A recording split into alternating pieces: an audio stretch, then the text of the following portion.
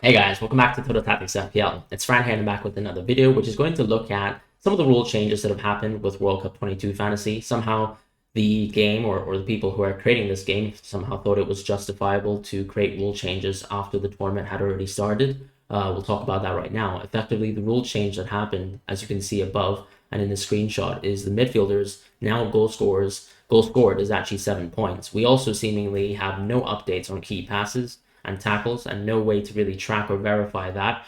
I own Di Maria as an example. He did nothing today, but I'm pretty sure he put in a couple key passes, and there's no update of that in the game. A lot of people are still struggling to get some points from some of their Ecuadorian players and so on and so forth. First of all, this game is, I think, completely struggling from an API perspective to actually track things like shots on target for the forward position as well. So overall, this game has already presented itself as very problematic because we don't even know necessarily who to actually sub on, sub off. You know, you could have someone like Di Maria who on paper has 1 point, but could actually have scored more points than someone like a Bergwijn. So you don't really know who to actually sub on, sub off. When we're talking about the rule changes as well, it just simply now overpowers the midfield position. And if we knew that the rule change was going to be implemented and that goal scored were worth 7 in the midfielders, we probably wouldn't have put so much budget into our forwards. But alas, we have, and that's why we sidestepped players like KDB. Yeah, but somehow this game is so much of a joke that I can actually still find my way towards KDB for matchday 1, and I'll show you guys how to do that just now. And what you can see here is that I have a prospective transfer of Kevin De Bruyne in my team and a prospective transfer of Messi out. Now, Messi's points are already locked into my team.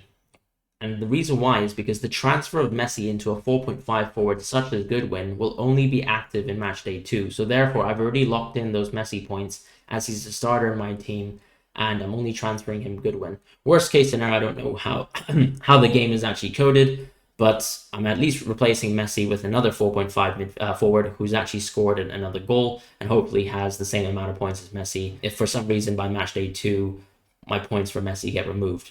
Either way, it seems like what you can do is actually change a starting player on your team, downgrade him to the cheapest available position and price, and you can benefit by upgrading one of your yet-to-play players, so one of your unlocked players, and I'll show you guys how that's happening. So originally here I have Messi. So if I refresh the page, you can clearly see that my original bench is De La Saita, who's yet to play for Uruguay. He plays on one of the final games here very, very late in the schedule versus Korea. And I'd much rather have Kevin De Bruyne, even though Belgium had a pretty poor performance as of late. I still think he's going to be a talisman and an interesting midfielder to pick. Potentially, you could also punt on some of the Spanish midfielders if you sidestep them.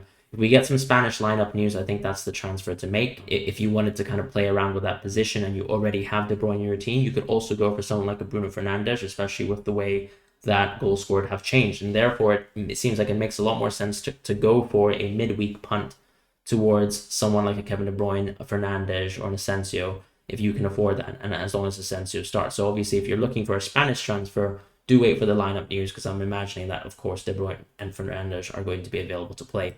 You could obviously go for something like a punt like Cristiano Ronaldo, but I don't really think it's worth it because of the upside of goal score from the midfield position. Either way, as you guys can see, I can replace Messi. I can transfer him to someone like a Goodwin, and I can replace De La Saita into someone like a Kevin De Bruyne. And that's it. If I press confirm now, the game actually shows I can confirm my transfer. It says transfers involving locked players will only become active for match day 2. Your transfers involving unlocked players will be processed straight away. So what that means is I can immediately get Georgian out for Kevin De Bruyne, and then I can actually get Lionel Messi out for Craig Goodwin, and that transfer will only be active in match day 2, where I'll be wildcarding anyways. So that's what I've done. I'm going to confirm this right now and just test it out. Perfect, and that's done. So as you can see, Messi is still on my team. I've kept Messi's points. My budget shows minus 5.5 million. So the exploit here has happened, and I now have De Bruyne on my team, ready to play for Belgium, and I can play him. So this is the game that we're dealing with right now. It's pretty terrible, if I'm being completely honest. And I don't even know whether I should take out Di Maria or Bergwijn, or even Skov Olsen, because maybe Di Maria has a lot of key passes. Because when I was watching the game with Saudi Arabia, even though Argentina were terrible, Di Maria seemed like he put in a lot of key passes, whatever the game considers as key passes. Maybe he's actually worth benching for De Bruyne first. However, they haven't updated things like that. They haven't updated shots on target for Messi. So things like that are incredibly frustrating. I suppose I could just take Lautaro Martinez off as well. He'd probably be the safest transfer, so I can sub him off for De Bruyne, who's actually playing tomorrow. And yeah, this is exactly how the game was not supposed to work, but it does work like this anyways. So that's going to be my punt here. I now have De Bruyne in my team, Martinez and Trippier on my bench, and then Fernandes waiting to play, depending on whether Di Maria's points update. And then I'll do a transfer with Rocher into Costa if Uruguay don't manage to keep a clean sheet. And that's pretty much the transfer exploits. Yeah, enjoy this, guys, because I don't think we're going to have as bad a fantasy game as this in a while. So yeah, take care.